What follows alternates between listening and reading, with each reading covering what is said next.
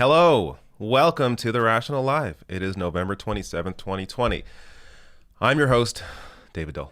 A lot of news to get to today, and of course, throughout, I'll be taking super chats as well. Let me first start, of course, with this, therationalnational.com/join.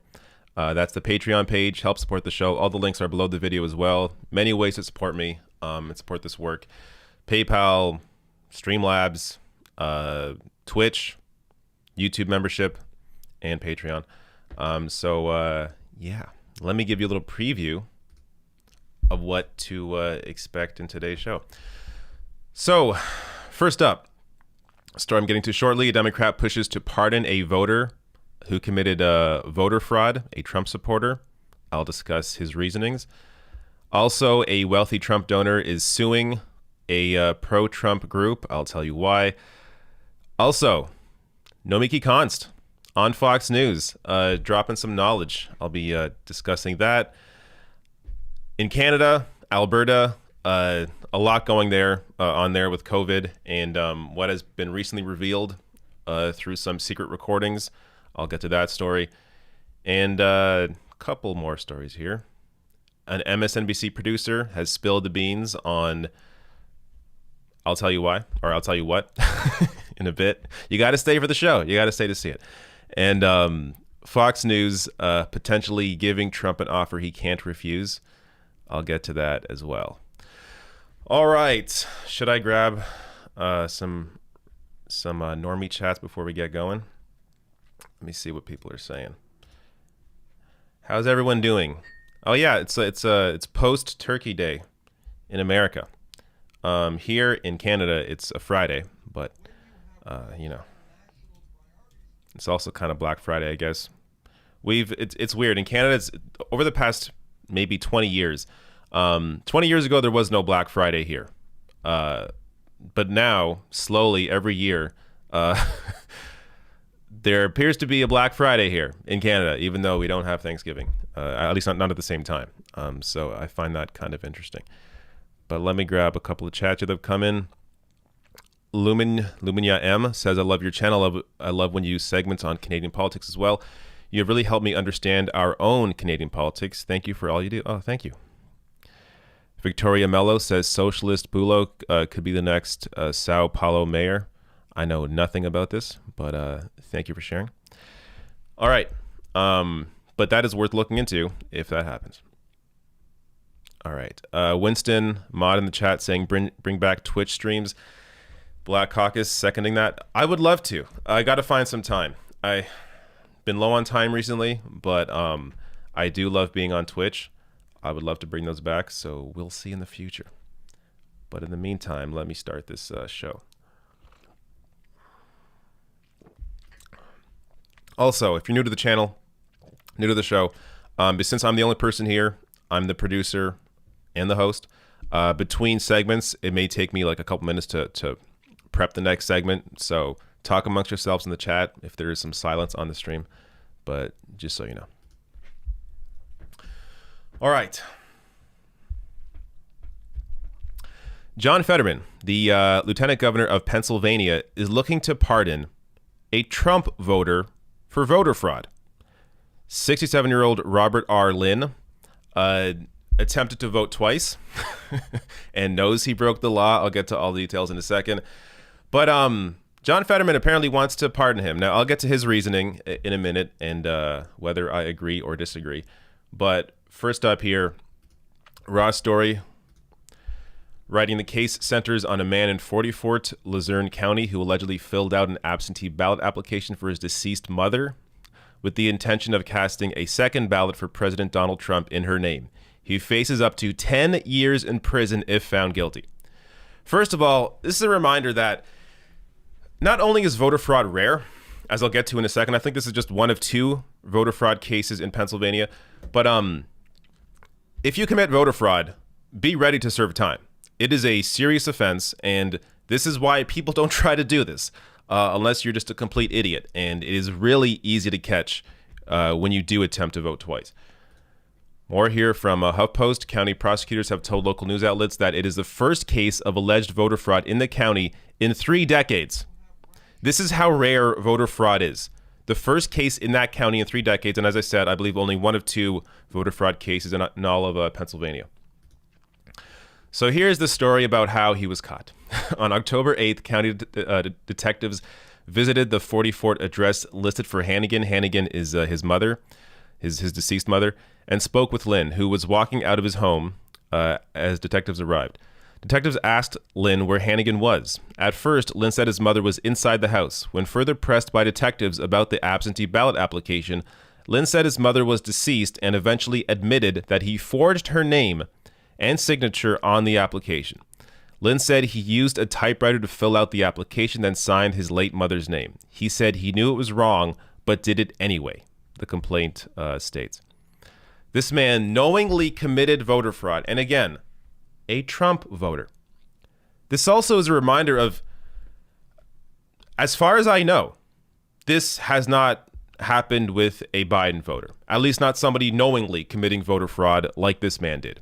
Because if something like this happened and it was a Biden voter, you know that Trump every single day would be referencing this, discussing how it is just one of many cases like this.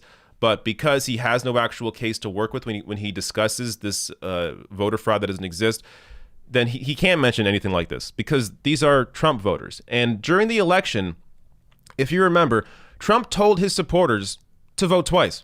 He said, vote by mail, and then because he doesn't trust mail-in balloting, go and vote in person. That would be committing voter fraud. You could spend up to 10 years in prison, at least in Pennsylvania, for doing this.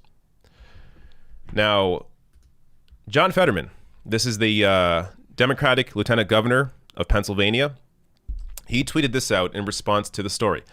As chair of Pennsylvania's Board of Pardons, plus in the spirit of Thanksgiving, I hope if my dude in 40 Fort is convicted of voter fraud, he apply for a pardon. I believe in a second chance to thank him for the huge comedy, plus showing Pennsylvania how hard voter fraud is. So, I don't agree. I think if you're this dumb, if you commit voter fraud, if you break the law, you should face the repercussions for breaking the law. Why should this man get off? And what lessons is he going to learn for doing this? Like, I understand, in the spirit of Thanksgiving, but you can make the same case, showing how hard voter fraud is. You can make that case by convicting him. Now, 10 years, I would say probably a little harsh for voter fraud, especially, no one lost their life here. But at the same time, breaking the law like this, committing voter fraud should be something that people know if you commit it, there's going to be some repercussions for you doing that. At the same time, though, John Fetterman is, as far as I know, pretty good person. He's one of the early backers of Bernie Sanders in 2016. Though I have to say, in 2020, he didn't endorse anybody, possibly because of his position. But the Intelligencer writes here, saying Fetterman, who grew up in York, Pennsylvania, and landed in the Pittsburgh area in 2001 as part of the AmeriCorps and a program to help locals get GEDs, won his first mayoral race by 1 vote and has long supported raising the minimum wage, legalizing marijuana, and implementing a single-payer healthcare program. He officiated the region's first same-sex marriage before it was legal. He also drew headlines across the state for repeatedly taking his progressive message to the heart of Trump County during his Bernie Sanders endorsed campaign last year, speaking of 2016, against Democratic incumbent Mike Stack of a Philadelphian. His first major initiative, announced shortly after I visited, will be to hit all of Pennsylvania's 6-7 counties on a listening tour to hear residents' thoughts on marijuana legalization. So Fetterman here is an actual man of the people. This is why he has this extreme empathy when it comes to this case of voter fraud. That said, I understand his position here, but I do not agree. All right. Moving on down to the next story. Though, let me see if I can grab some chats. Let's see if YouTube works for me today in terms of grabbing these chats. Oh, maybe it did. Hold up. Sweet. I think it did. Juna McGrath says, who do you personally like more, Vosh or Hassan Piker? You're still the best with that sexy hair. Wow, thank you. Who do I like more? I like them both. I have to say, personally, I've been watching, I've been checking out Vosh's content a little more recently because he is, he's newer to me. I've known of Hassan for a while. Vosh, I really only discovered, I think, a few months ago, or maybe the beginning of the year or over the summer. So his content is a little more, I guess, fresh. But they both put out awesome content and are definitely people worth checking out. Gillerax sends a chat saying, Jugmeat, AOC, and Hassan playing Among Us tonight. Yes, they are. That's at 7 p.m. Eastern Time, 4 p.m. Pacific. They are playing Among Us on Twitch. Go check that out. I think the Surfs are also going to be there. Miranda Wrights Left says, good to see you, David. We missed you. Oh, thank you. Anna Jackson says, wow, you go into the woods for your B-day and your hair comes out not looking like or looking like it smells like hell. Wait, what? Comes out not looking like or looking like it smells like hell. Guessing B-day gift. Awesome. Thank you, Anna. I think that's a compliment. Hard to tell, but thank you. It's just clean. That's all. Nothing crazy going on here. Adam Bryceland says, kind of beside the point, but just want to say I'm sick of people saying just talk about Medicare for all and you'll win. That's not how it works, especially in rural states. Yes, this country is that dumb. Yeah, of course. I mean, AOC had the greatest analysis when it came to the races that the Democrats that lost their races. It wasn't just that they were incredibly moderate in terms of their positions, but also they didn't have any real online campaigning. I think one candidate she referenced that lost their race spent like $1,000 in like the last month before the election on online ads, which is nuts. You have to actually invest where people's eyeballs are. And Republicans knew that in 2016. They spent a ton of money. Trump spent a ton of money online, and it helped him to overcome that massive deficit in polling. So yeah, it's not just about what you support. It's also about the Democratic Party actually investing into these communities and not just into individual candidates, but investing into the community so that when a candidate comes along, that there's already an infrastructure in place there that's able to embrace them and help lead them to victory. So of course, it's not just about, one or two positions. Parker says, how much longer until we get a just Democrat elected to the Senate? Good question. A lot of opportunities in 2022. Best chance is probably a Schumer primary in New York. Yeah, I mean, the best chance is going to be in a blue state like California, Ro Khanna potentially replacing Kamala Harris. I think that's probably the best shot right now. And maybe if somebody tries to primary Schumer right now is trying to be very different than the Chuck Schumer we have known. Right now he's pushing for Joe Biden to cancel student debt, at least $50,000 of student debt. So I think he's worried about a primary challenge.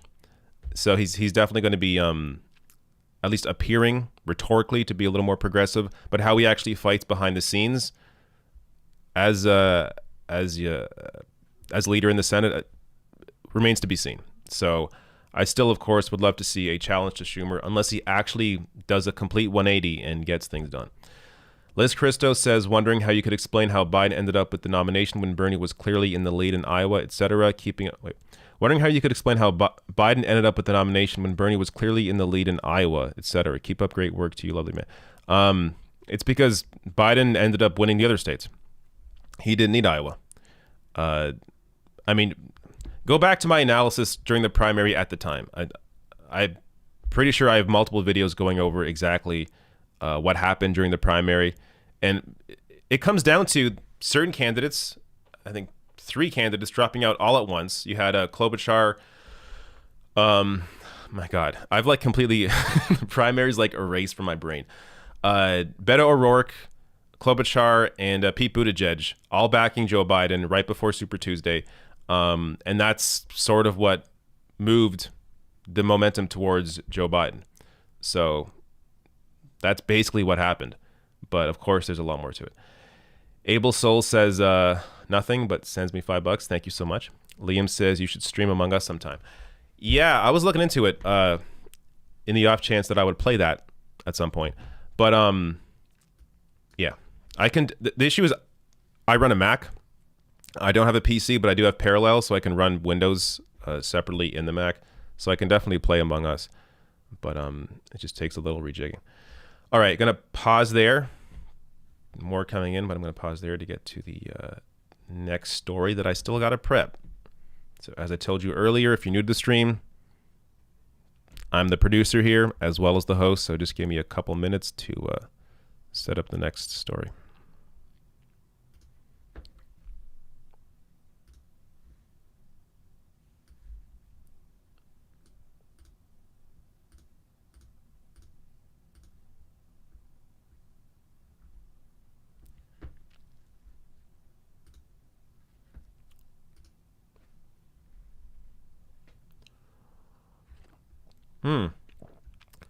Never mind.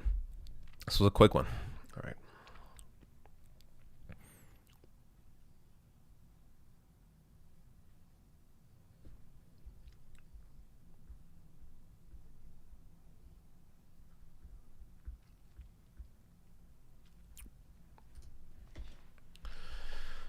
All right.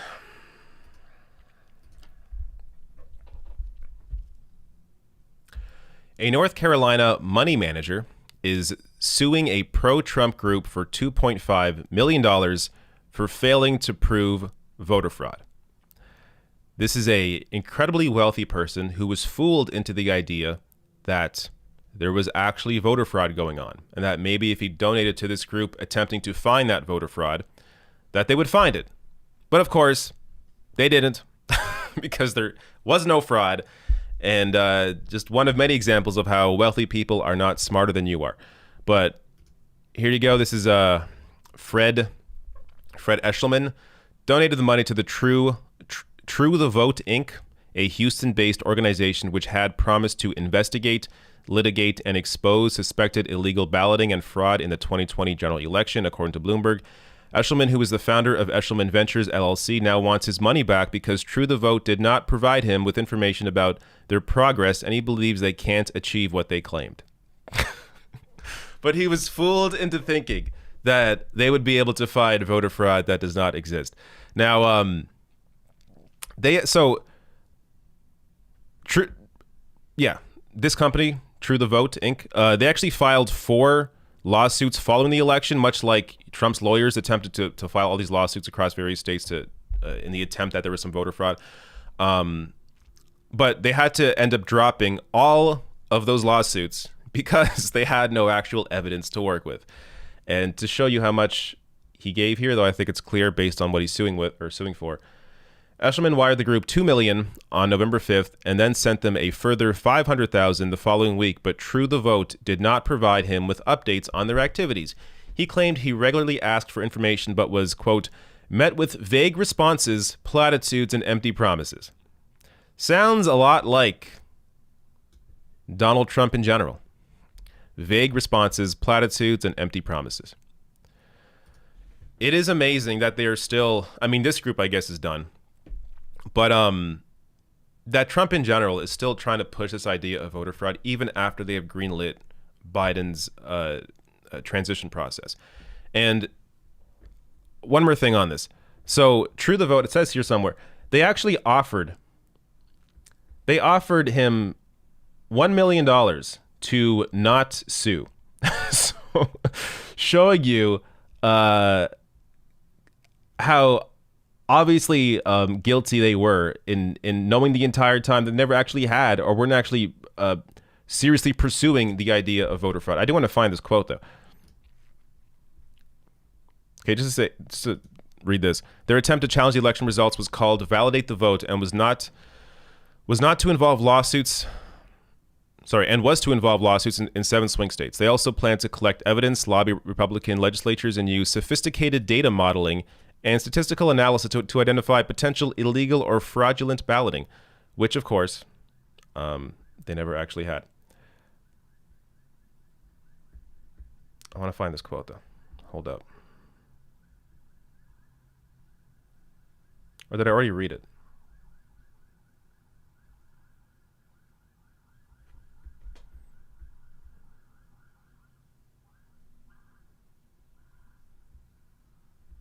All right. Well, it's here somewhere.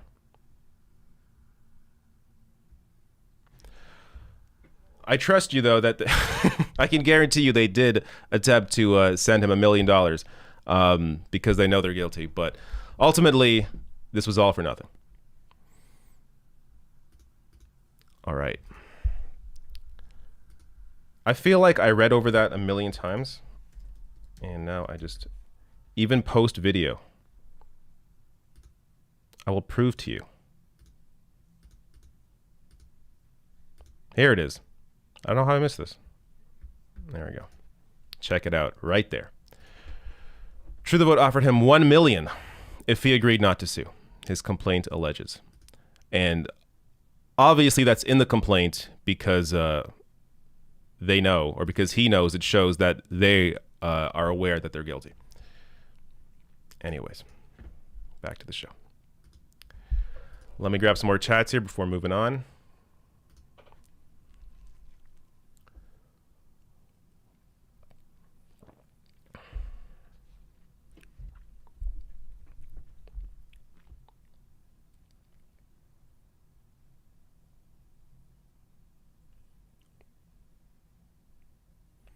Ryan Nowicki says, how do you think Trump...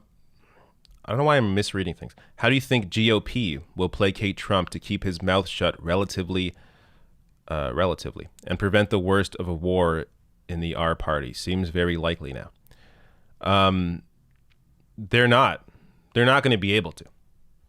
The Trump, right, during the...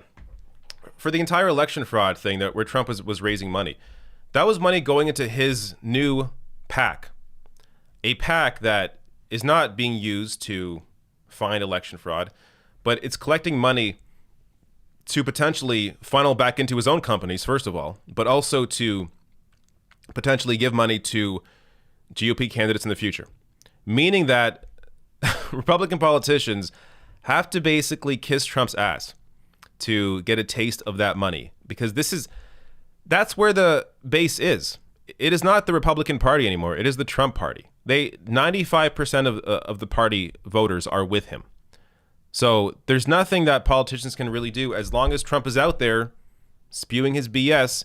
They're going to have to answer to it. They're going to have to pretend to be on his side. So I mean, you may see some try and attempt to remove themselves from Trump and criticize him or be, I guess, a little more moderate than they are right now.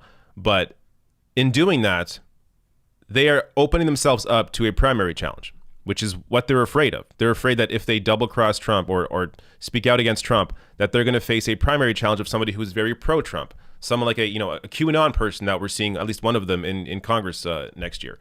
So that's the risk. They created this monster, and it's also important to be able to understand that you have to attach Trump to the party as well. It's not just, Trump is this one-off thing, and then he's going to go away, and everything's going to be. Now it's back to the Mitt Romney days. No, this is the party. This was the ultimate. This is the party has turned into the butterfly that was in the cocoon the entire time. Like, this is what the party is now. It's the Trump party. It always was growing to this. So you can't put that butterfly back in the cocoon. It's out. It's out there. So the party's not changing. I have no idea what's going to happen over the next few years, or who may win a GOP primary in 4 years. But if Trump runs again, I think he would win easily. So it's pretty much up to him at this point if he wants to attempt to be president again. But he would be, I think, successful, absolutely, if he ran again. Adam Bryceland says, my rep here in Iowa, Abby Finkenauer, a Democrat, lost. She was a moderate, but really not that bad. I voted for her in 2018 also. USA is ass backwards. Ken Clive says, I wish all Americans were as passionate about progressive policies as Trump voters are about false election fraud stories. 100%. Jessica McKenzie says, happy belated birthday. Been following your channel for about 2 years now and have learned so much about politics from you. Thank you very much. Thank you, Jessica. Very kind of you. All right. The chat liking my butterfly analogy. I think it's perfect. It's a gross butterfly. you wouldn't want it around you. But it's what the party is. It is what it is. I mean, Fox News, kind of the precursor to all of this. That when you start brainwashing people to that extent, back in the 90s, early 90s, mid 90s, this is ultimately the end. This is what happens. All right. Gotta prep this next story, which shouldn't take me too long.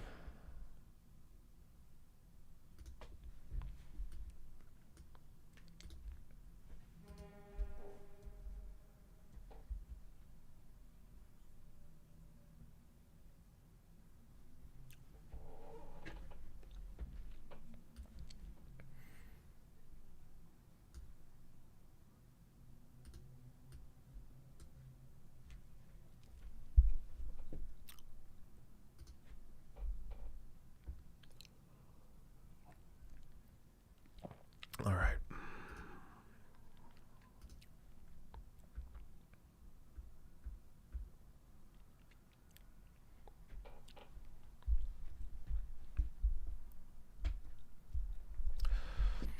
Nomiki Konst host.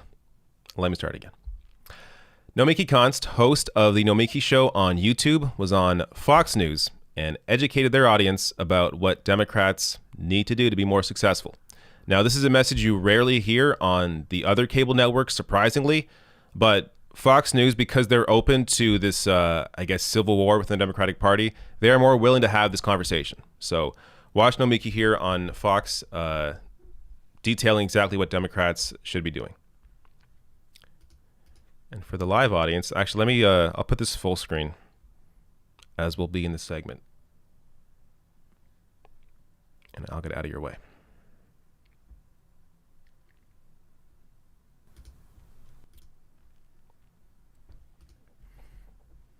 Okay, Nomiki, let me ask you first, if you take a look at what's happening in California, the GOP there surprisingly is poised to flip 4 House seats, more than any other state. What do you think? You think California is going to be paving the way for the GOP in other states? I mean, it could with a couple of seats here and there, and potentially a Senate seat as well. But I think the reality is we know what the makeup, at least statewide, is in terms of Democrats versus Republicans. It's an overwhelmingly Democratic state. I do think what's important to note here, though, is the seats that the Democrats lost to Republicans, especially these swing districts, because the California seats in particular are more swingy. They're all very socially more progressive. They're not socially conservative. It seems that the Democrats weren't really running on a message that was different than the Republicans. These were swing centrist Democrats. And if you look at the seats where Democrats did pick up in swing districts, it was Democrats that came forward with a very strong message: Medicare for all, eliminating student debt, acknowledging climate change and wanting to do something about it. When the Democrats just show up and don't say anything, of course the other side with a message is going to win. This is just politics 101. And I really, really hope that after this election, the Democratic Party has learned its lesson after shellackings and losing thousands of seats over 10 years. Nomiki, the results have shown a significant reversal from the 2018 midterms. I mean, that was marked by a rabid anti-Trump furor that helped Democrats flip 7 House seats back then. So quite a change now. What messages do you believe resonated with voters this year in favor of Republicans in particular? And what do you think Democrats need to do to turn that momentum around, if you will, to avoid losing control of the House in 2 years? I think your question was spot on. What messages? Great question. What messages did the centrist Democrats run on? I didn't hear it. No message. It was, we're not Trump. Well, that didn't work because people did vote against Trump, but then they voted with their party line. There was record turnout for Republicans and Democrats, but higher than was estimated. And I think that the campaign committees on the Democratic side overplayed their hand. As usual, they just relied on turnout rather than investing in candidates who believe in their communities, have something to stand for, believe in Medicare for all, which has overwhelming national support, Republicans, independents, and Democrats, believing in eliminating student debt, a real set of solutions to the economic problems people are facing, as people are facing massive evictions, as small businesses are facing massive evictions. This is what people want to hear. And when you're not talking about it, the other side fills that vacuum. And just one more point on that Uber Prop 22, there are hundreds of millions of dollars pouring in in from those industries. So of course, the folks that raise hundreds of millions of dollars are going to win. Now, what I find most enjoyable about watching a clip like that is knowing who is watching that on television at home, because this is a network, and honestly, it's all the networks that keep pushing the idea that if Democrats go too far left, well, that's why they lose. Yet, none of that bears out in the data. Not a single person, not a single Democrat that supports Medicare for all lost their race. Not a single one. The only Democrats that lost their race in the House were centrist, moderate, so-called moderate, I call them conservative, Democrats. Democrats that had no real message. And it's also not just about the message, as others like AOC have discussed this before. It's also about how much you invest or how much the party invests into those states, into those communities, into those counties, into those districts, and also being able to have a real, campaign when it comes to online campaigning. So a lot of the campaigns that lost, the Democratic campaigns that lost, put almost no money into online campaigning, which is insane in the year 2020.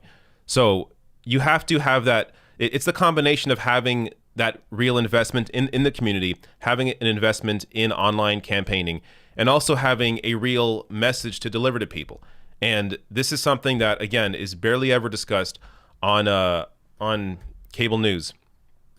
But you'll occasionally see it on Fox News because they enjoy having these civil wars. But one last thing here before I go. I got to plug Nomiki Show. It's a fantastic show. Check out the Nomiki Khan Show on YouTube. She goes live every day. In fact, she's possibly live right now. You can check her show out afterwards. But she's live, I believe, Tuesdays to right here, Tuesday to Friday, 3 p.m. Eastern. So check out her show. She's fantastic. Puts out clips afterwards.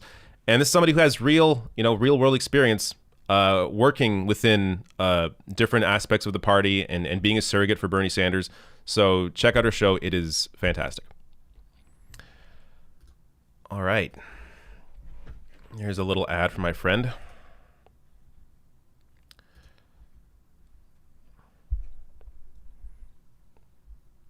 I opened the chat and the first thing I see is a message from Coco saying, David doesn't even do triathlons. What conversations are you having here while I'm shooting these videos? I definitely do not. I do not do triathlons. That's for sure. All right, some more chats here before moving on.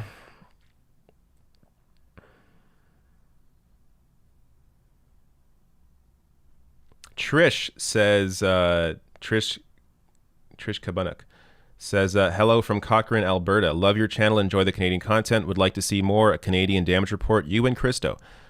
Hey now. Not a horrible idea, actually.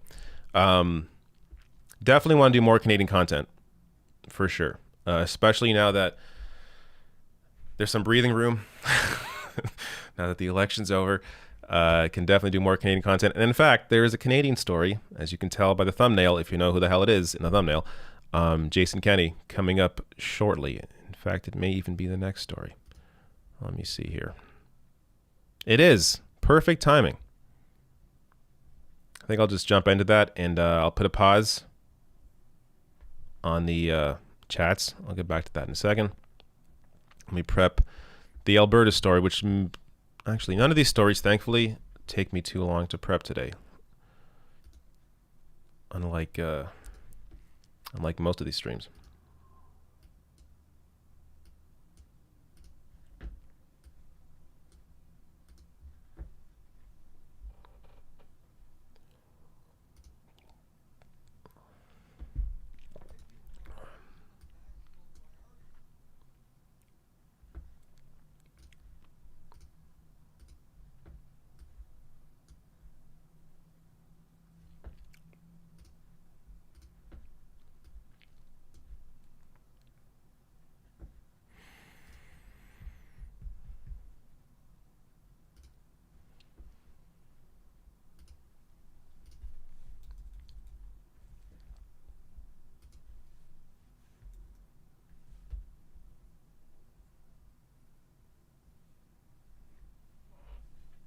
All right. I think I'm good.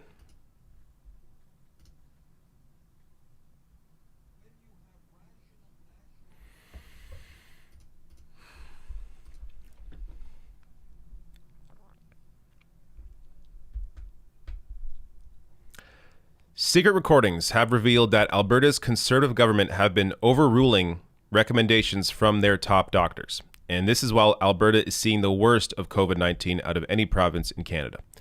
So before I get to more on this, let me play this segment from CBC that broke this story.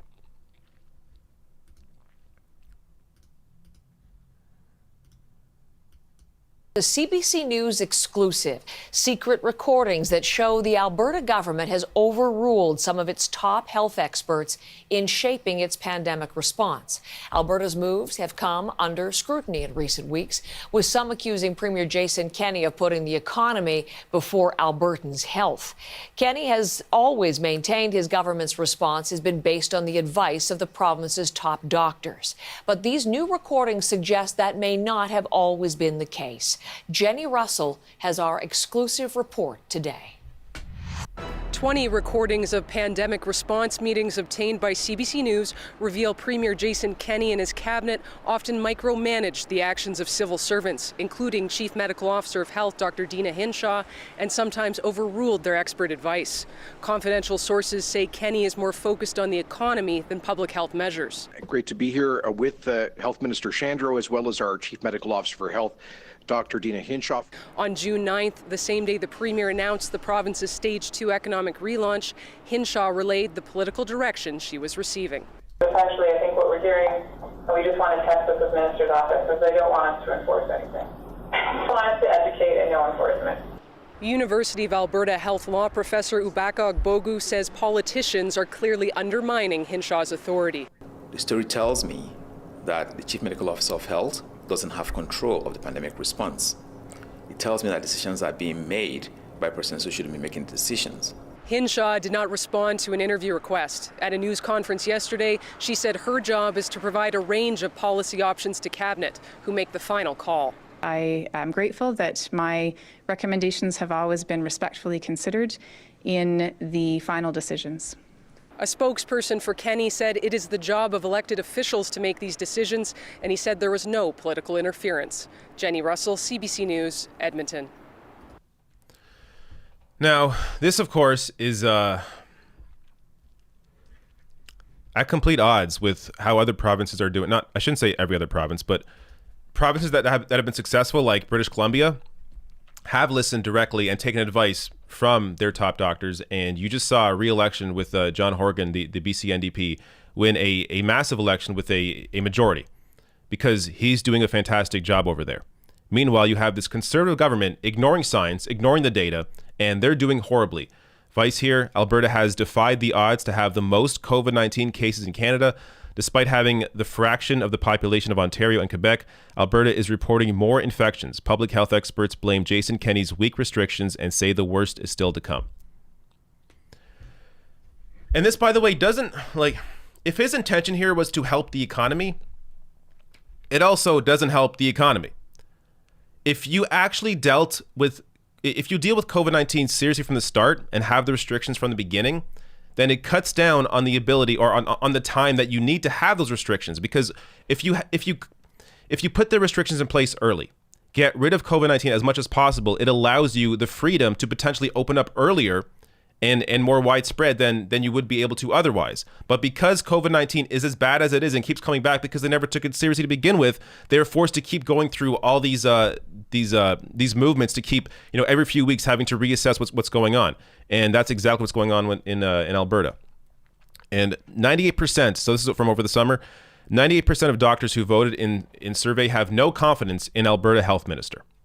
And this is, again, not necessarily, or I should say, it's not the fault of the top doctors in Alberta. It's the fault of the health minister and of the premier for not listening to the advice that is being given to them.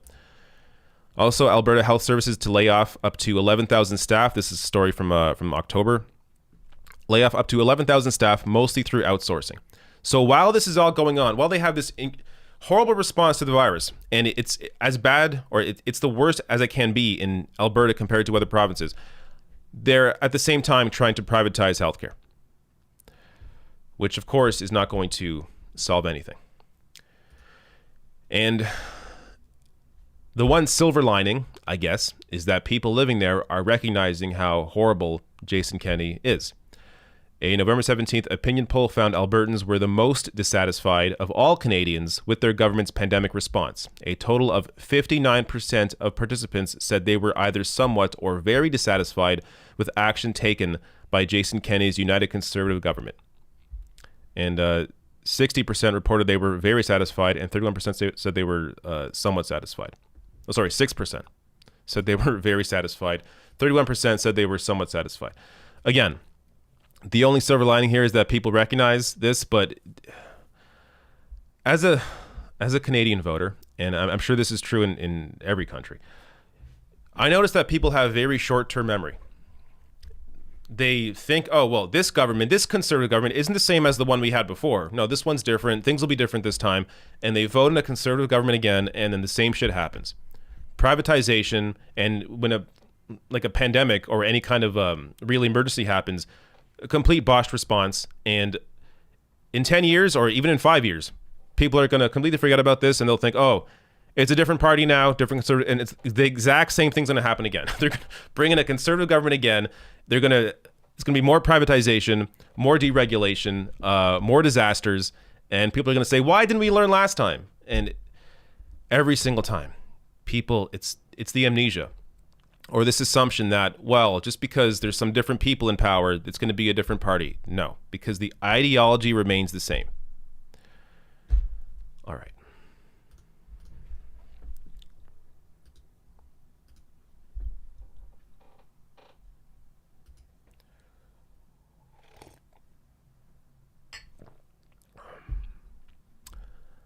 Let me grab some chats.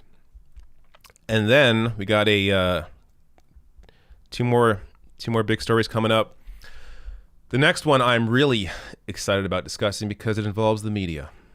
My favorite topic is discussing media. And some big info came out of a former MSNBC producer that we'll get to in a minute. First, let me see if there are some chats.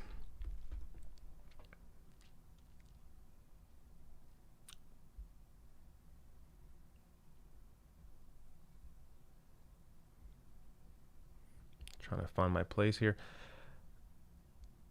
Michael Antonsue says, amazing that a Canada can into American politics. Like your show. Thank you. Kyle Lanchucha or Lancucha says, as an Albertan, I gave the Alberta government a little slack because I think the first wave response was decent enough, but second wave response quickly became needlessly problematic from the speed of response. Look, as somebody who is not from Alberta, I'm not sure, when it comes to every step of the way how they have performed, but looking at all everything I've read, including, as I quoted some headlines from over the summer, top doctors, people that would know better, clearly were not happy with how Alberta was treating the pandemic, and I think we've kind of seen the chickens come home to roost.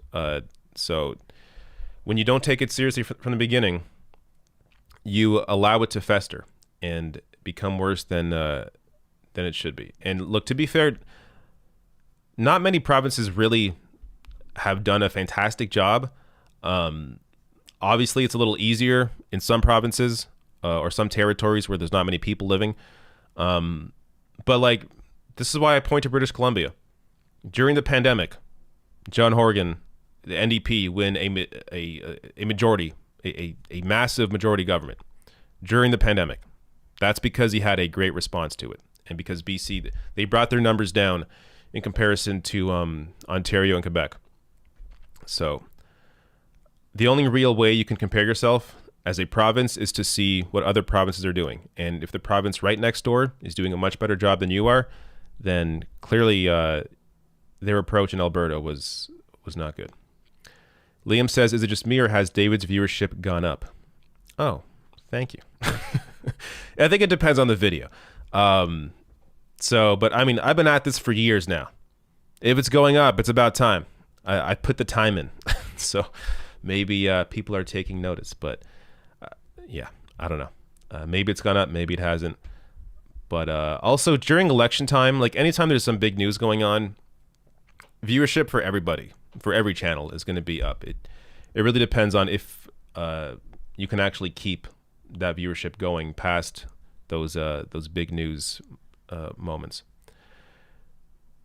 Miranda writes, says, predictions: Trump will resign last minute, allows him to say, quote, "You can't fire me, I quit." Then pressure Pence to pardon him.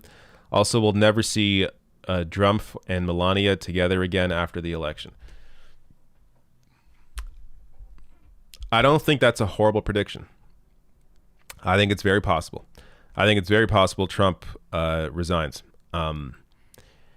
If for the only reason being that he doesn't want to have to appear at the inauguration. And it could be his excuse to not have to appear. And without seeming as much of a child as he is.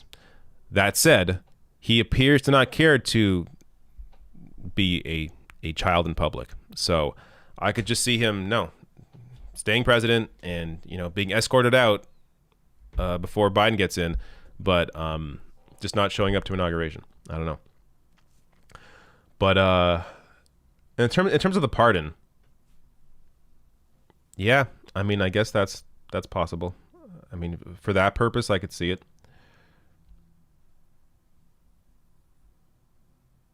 And Trump and Melania, yeah, I don't know. I don't care about that drama. Roger Cameron, thank you for the super chat.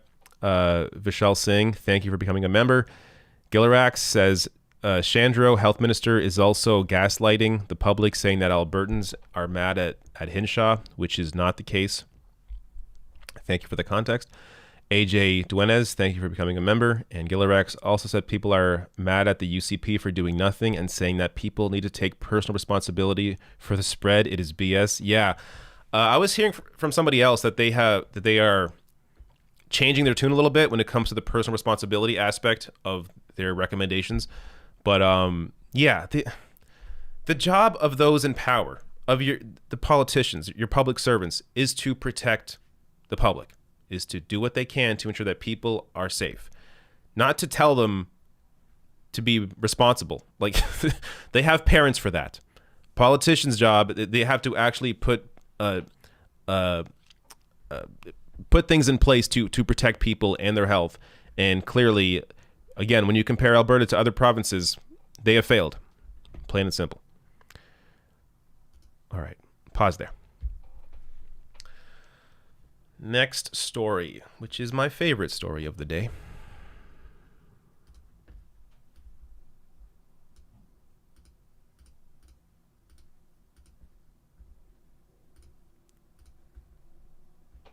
Just give me a minute to prep this.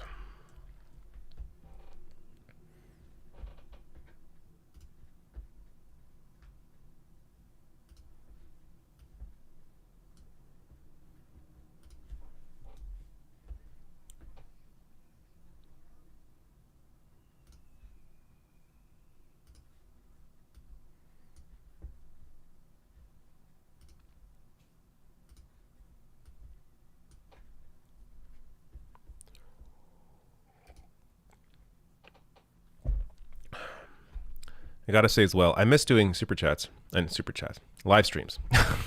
chats, because this is like I took last week off. I did a cell phone live stream, wasn't really the same, but as much work as this is beforehand, because I got to prep all these stories at once.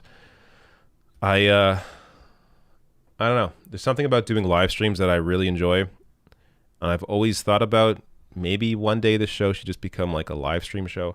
But if that were to ever happen, I would definitely need a staff around me. So become a patron. Become a YouTube member or a patron. Support the show. Maybe we'll be able to expand one day.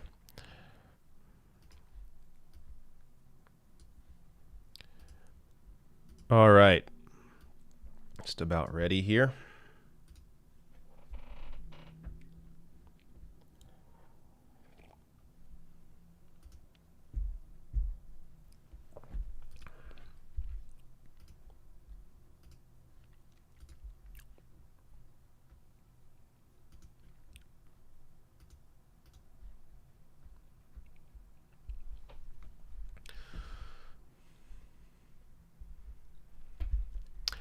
A former MSNBC producer has spilled the beans on the network's Andrew Yang blackout.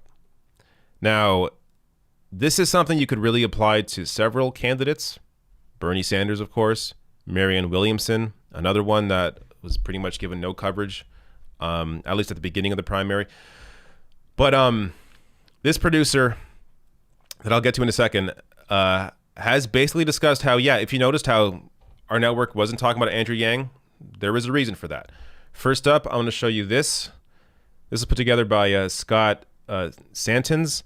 This is fantastic breakdown. Again, when I cut this out of the live stream, it'll be below the video in the description box, but this is a breakdown of many examples of them basically just leaving Yang out of the discussion. Here's a list of candidates that Yang was not a part of.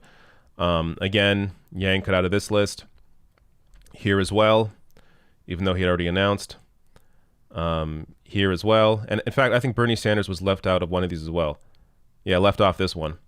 So they left off Bernie Sanders and Andrew Yang. But anyways, he goes on. There's many more examples here.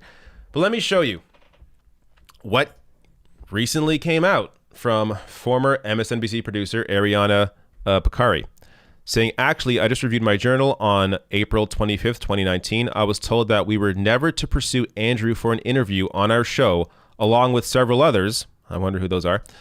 The list of candidates was dictated, but the reasons for allowing them or not were not explained.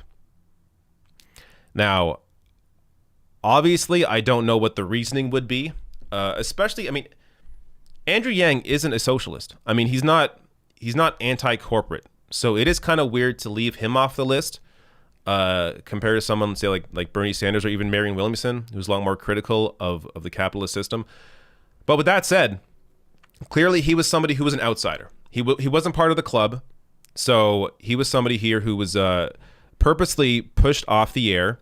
And the media had their own reasons, whatever they were, but had their reasons to push Andrew off the air. And some other replies to this.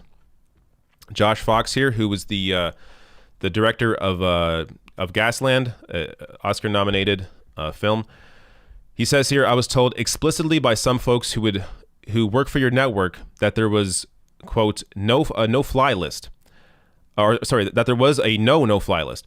I was also told explicitly by people who work for your network that there was one, and I was on it. So he was told both that there was no no-fly list, and people that told him that there actually were people who were banned off the network.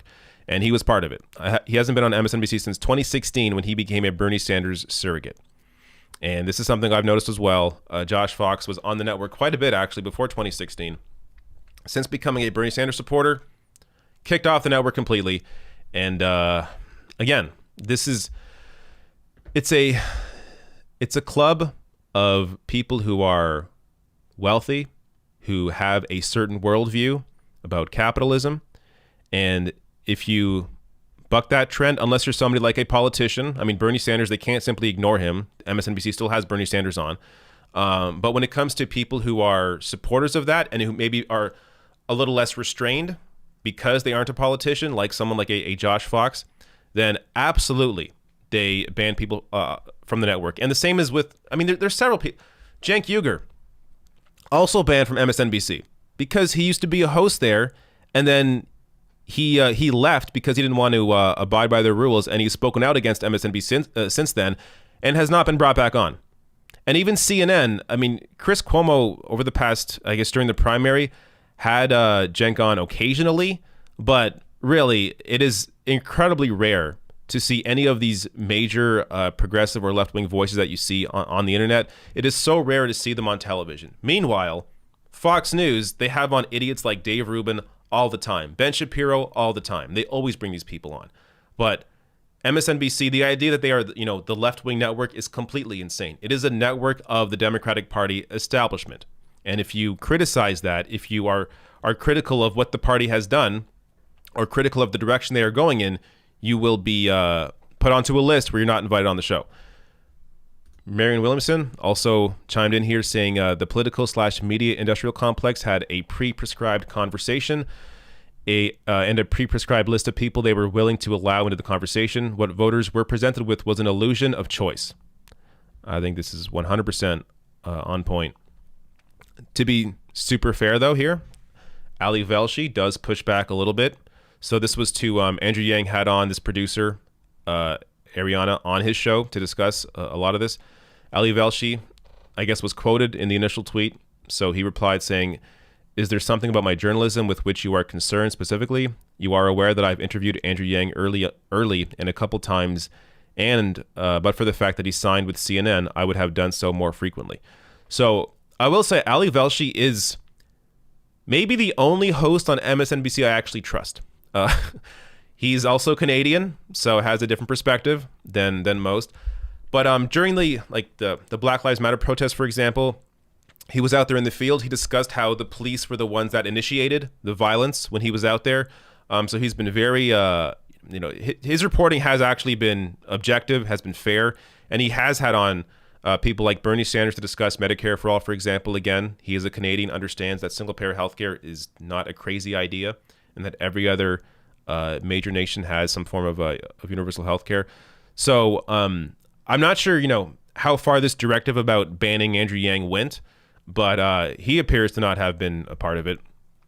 But Ariana, the producer, Bakari, replied saying, "I also admire Ali Velshi. Based on my experience, he's incredibly smart and dedicated and strives for fairness. I enjoyed working with him whenever he hosted The Last Word." So there you go. Ali Velshi is also respected at the network. One last thing here, though. This is not, in the past either. This is ongoing in terms of these bans, in terms of certain topics that these networks don't want to talk about. I recently covered how Jamal Bowman, he was on CNN ripping Rahm Emanuel apart, and then his feed just drops at the beginning of the conversation. And at the time when I reported this, it was weird, obviously. I mentioned how it was odd, though at the same time, it didn't make sense to me, as they've had on people before that have been critical of the Democratic Party establishment, but Rahm Emanuel maybe is somebody who's off limits, and it's possible Jamal Bowman actually was purposely kicked off, because later on that same day, Jamal Bowman came out and tweeted this: "The revolution will not be televised." Just out of the blue, just tweeted this out after he was kicked off CNN. And by the way, it is not even just that he was kicked off, it's that they didn't have him back on. So usually if somebody loses connection during one of these media hits, they'll have that person back on in the next segment or sometime that day to have that discussion. Well, they never had Jamal Bowman back on the show, or any show on CNN. So absolutely, this kind of behavior goes on, and it can even be as blatant as kicking somebody off in the middle of their media hit. All right.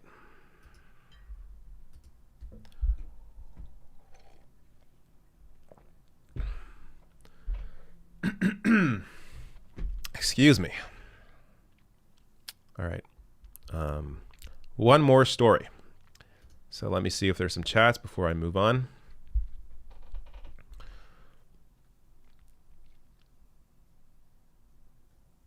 That Indian dude sends a generous super chat saying, "This super chat is about foreign policy. I commend American lefties on wanting to reduce drone strikes, but drone strikes globally will rise. Turkey, for example, has built up an extensive drone force."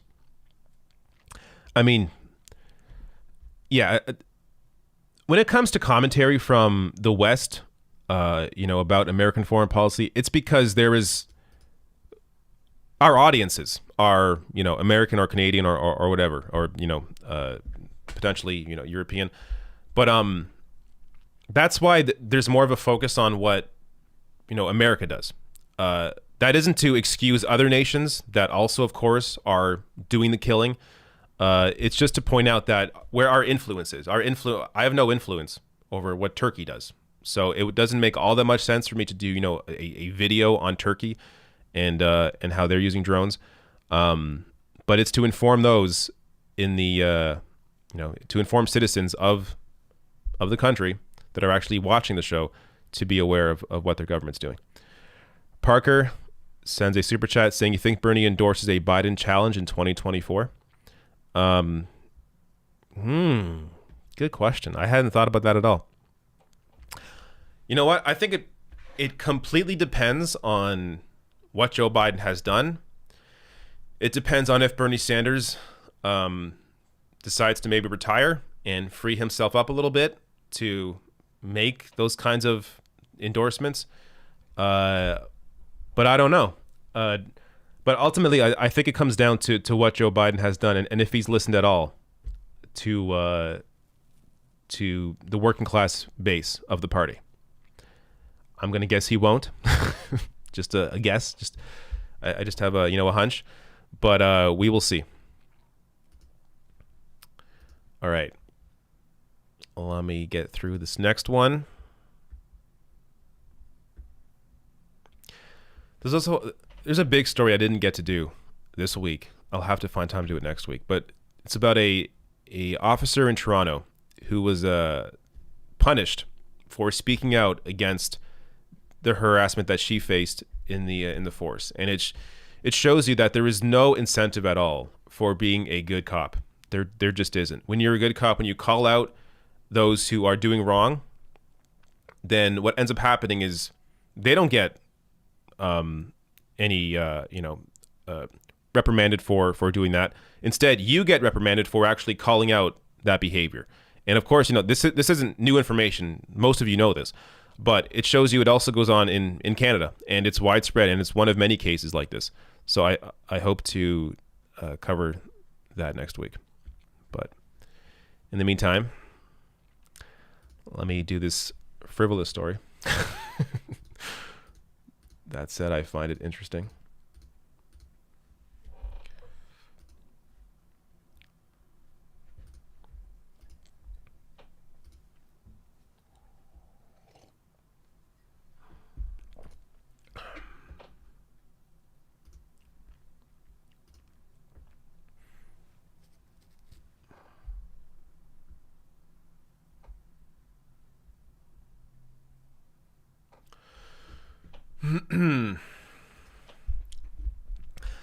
So there have been a lot of reports coming out about Trump potentially starting Trump TV, which I imagine would be an online network, as a cable network takes a lot of money and a lot of time and a lot of work that Trump definitely does not want to do. But still, a new report out indicates that this is scaring Fox News. Scaring them so much to the point that they actually want to pay him off not to launch Trump TV. So check out this from Raw Story, reporting from Vanity Fair's reporting.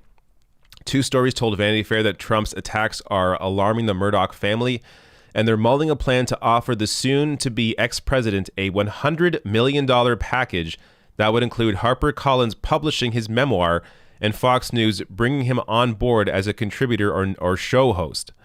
However, a source denied that HarperCollins would make an offer for the memoir. So they didn't deny the $100 million package to not launch Trump TV, just denied the book deal. Okay, who cares? But it appears they want to pay Trump off to not be launching his own network. Now, if you have checked out Trump's tweets recently, or anything he's been saying, he's been attacking Fox News quite a bit. And while he's been attacking Fox News while also propping up networks like Newsmax or OAN, which are, if you can believe it, even more conservative networks. And when it comes to OAN, especially, at least from what I've seen, just full-on conspiracy networks that are just bootlicking Donald Trump. I mean, that's the whole purpose of OAN, is just to placate Trump supporters, just be eye candy and enjoyment for Trump supporters, just fall into every conspiracy that he pushes.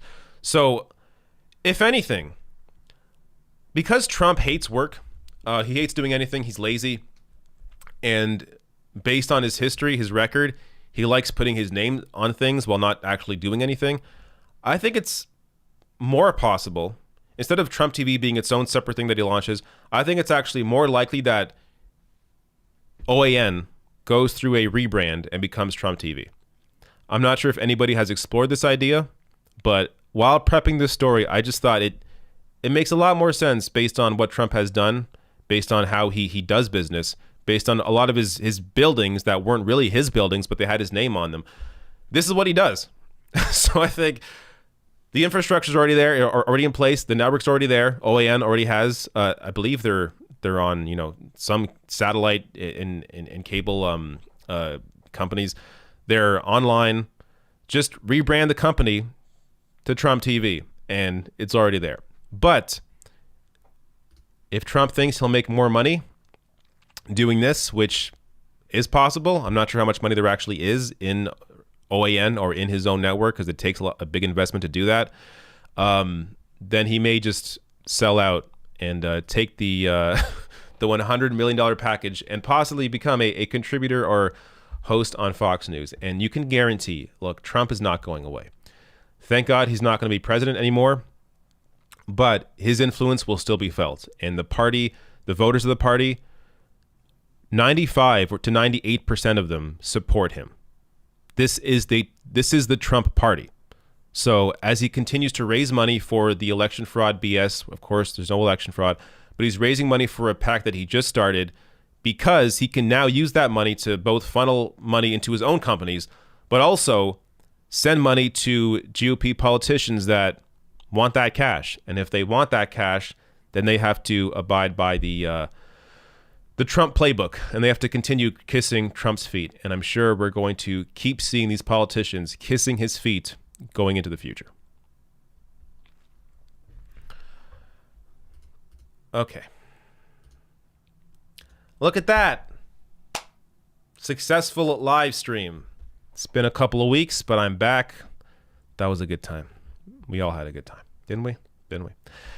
Well, let me grab some more chats, and also grab some normie chats, and then we'll be on our way. Where did I leave off? All right, let me grab normie chats. Mouth is really dry. These Canadian winters, this is what happens. Dry hands, dry throat, dry mouth. Joe Mama says, are you upset AOC hasn't passed more laws? It doesn't work like that. When there is 6 of you in the House, you only have so much power. That said, they are growing. Now we have Jamal Bowman, Cori Bush, Marie Newman, I think several others that are going to be part of the new Congress. And while that's happening, while the working class, coalition or caucus in the Democratic Party is growing, the conservative Democratic caucus is shrinking. So they just lost. I mean, again, I said earlier, every single Democratic House seat that was lost from a conservative Democrat. So meaning the power for the progressives or the working class politicians is increasing in the House. So we're going to see that voting block used. They're going to be able to basically decide whether or not to pass certain pieces or certain legislation. So I think we're going to see their power wielded a lot more because they actually have more power this time. But no, I'm not upset AOC hasn't passed more laws because she's not the commander-in-chief. I mean, she has limited ability right now. But as I said, that's going to grow. Melanie says, get a humidifier. Yes, actually, I should. Good point.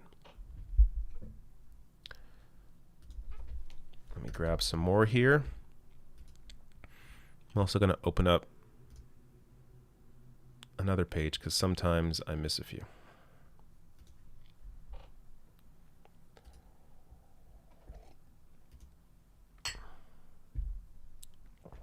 All right.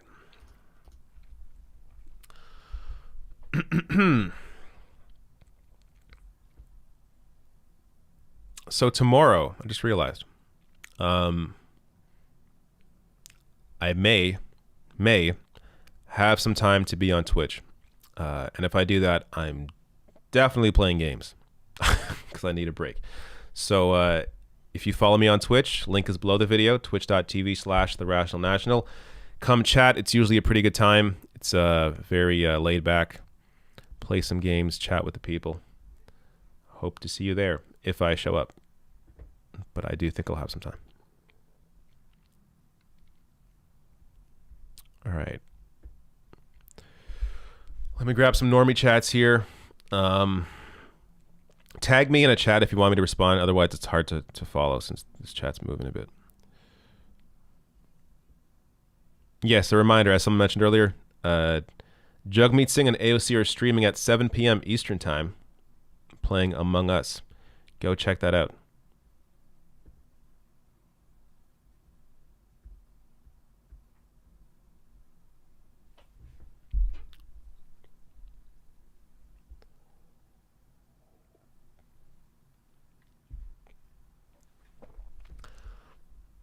All right, I'm trying to find a question here. Here we go. Cassidy says, David, what do you think of the People's Party? It depends which one you're talking about. There is a People's Party of Canada that is not a People's Party. It is an ultra-conservative party that I think is almost now defunct. So that party's horrible. The American People's Party, where there was a conference for at the end of August, I believe, with Cornel West, Nina Turner, and other people. I think they have some great ideas. I think it's important to try and grow a third party. At the same time, I think it's important to, if you want to be able to get the audience you need, it doesn't make sense to shit on people who are trying to push the same agenda that you are. And right now, People's Party is aligning itself with individuals who they're spending all their time just shitting on like just Democrats, like Cori Bush, Jamal Bowman. To me, that turns me off. Maybe that works on some people. Maybe that does recruit new members to the People's Party. For me, it makes them seem like a less serious thing. So I think it makes more sense to have this all the above approach. Have the approach of, hey, look, yeah, AOC's doing good. Jamal Bowman, Cori Bush, I'm sure they'll do good. But here's the People's Party. Here's a third party. And also, what they should also be trying to do is maybe try and reach out to those Democratic politicians. Because maybe one day it's possible they could flip over and become a member of the People's Party. And you have people actually in Congress that are People's Party politicians. But if you're spending your time shitting on the people that are trying to push the exact same message as you are, I don't really know how that builds a movement that people would find serious or interesting, or I just think it turns people off. It's definitely turned me off of it, but we'll see if they continue down that path.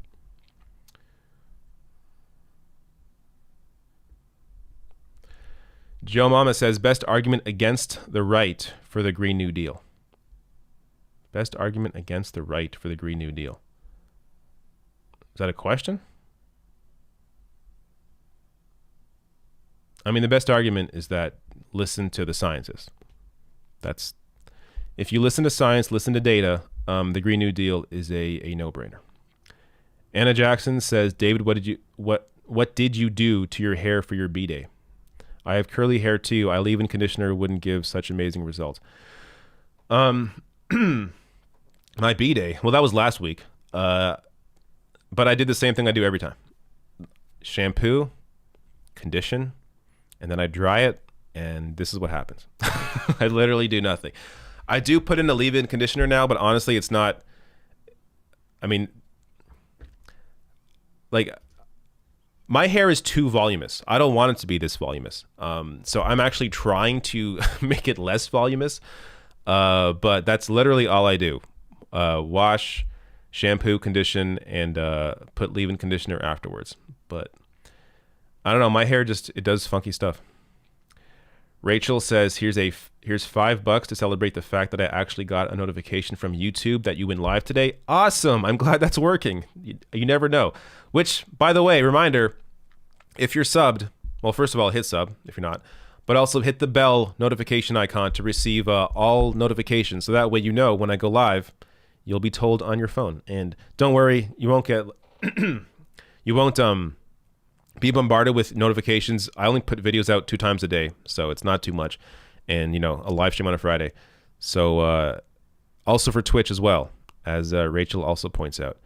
Yes. Good to hear that is working.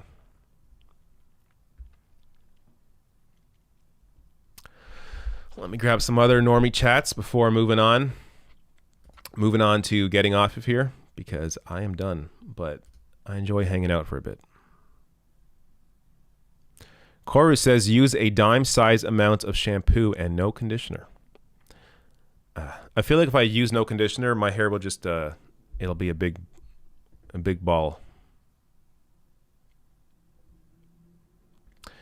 Typical Canadian says any predictions for when you think the next Canadian federal election will happen? Next year sometime or beyond? Probably next year. I imagine once the pandemic dies down a little bit, possibly after the vaccines have been distributed, people feel safe again. That might be a good time for it'd be a good time for the Liberals for an election, to call an election, because they would be in a position where they would feel comfortable. People are happy again. They have less reason to worry, more likely to stick with the status quo. But yeah, I would say probably next year, but I guess we'll have to see. Literal Lil says, I usually get notified when your streams are over. Really? That's horrible. I mean, at least it still notifies you, but that's too bad.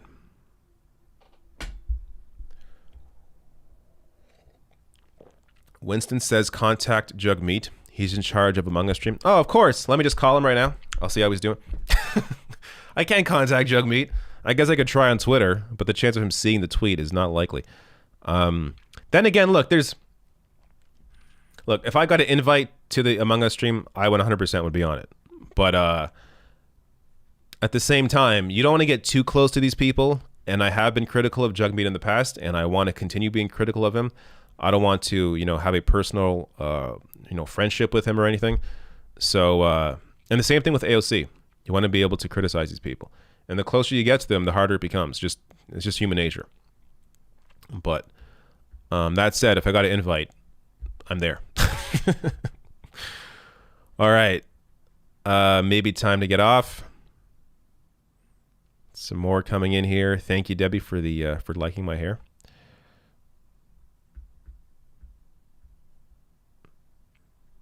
King Enma says, what do you think of John Horgan? I like him. He's the NDP BC leader. As somebody who doesn't live in BC, I only know what I occasionally read in the press. But you have to compare everybody to everybody else. Like, that's just... Of course, I'm sure he could be better. But when you compare John Horgan to Jason Kenney or Doug Ford, there's not much to complain about. But that's... It's all relative. It all depends how you look at how you criticize these people. Koru says, if you don't strip your hair with shampoo, your natural scalp oils will do the conditioning for you. Well, you know what? I will mention, since my hair has been getting longer, it's definitely less greasy. I feel like when it was shorter, it would get more greasy overnight.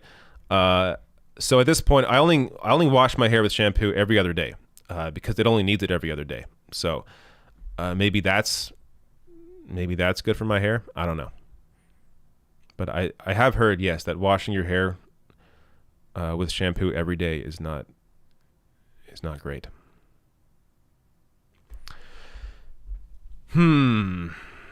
Epic Nin says, do you think governments will force people to take vaccines? I'm not sure how you can force them, but people should take vaccines. So, I don't want to think too much about people being, being anti-vaxxers right now. I want to be positive. I want to hope people are going to take the vaccine. At the same time, though, look, I do understand the apprehension with taking something that is very new and has not existed for more than a few months. I could see people thinking, is there enough research into this? But I'm taking the vaccine.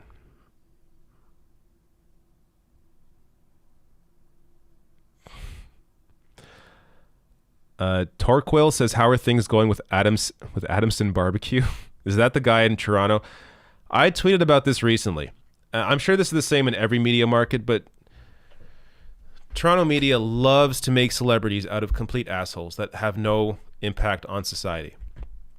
There was this person that's called Chair Girl She's somebody who threw in Toronto who threw a chair from her balcony to the ground below, and like her friend took a video of it. There was a whole like court case about that. They followed her life for like 3 years. I don't care.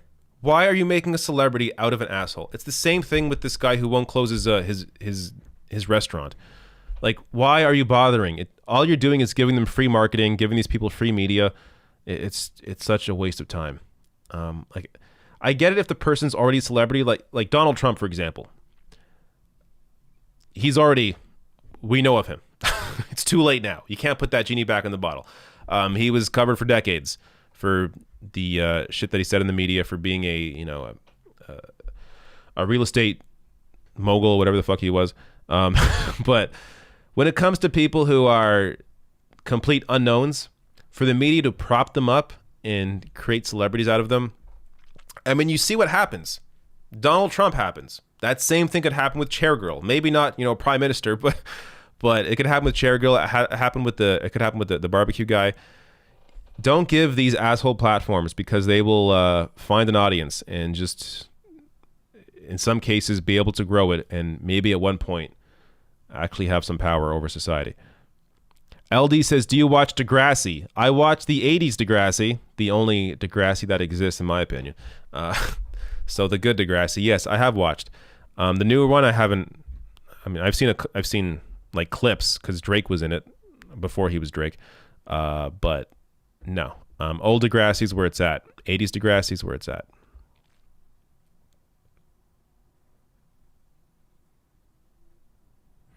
All right.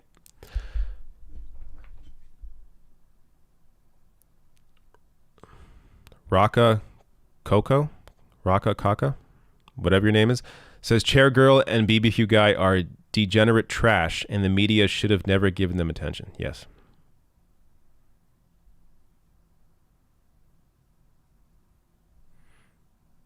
All right. I keep saying all right like I'm about to go, but I'm having a good time here.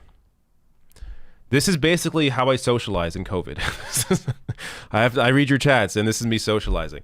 I need to get my socializing in before I move on to the weekend. But thank you all for showing up. You've all been great. Thanks for being here. Again, hit subscribe if you have not subscribed. Hit the bell icon if you have not already. And I will see you potentially tomorrow during a Twitch gaming session.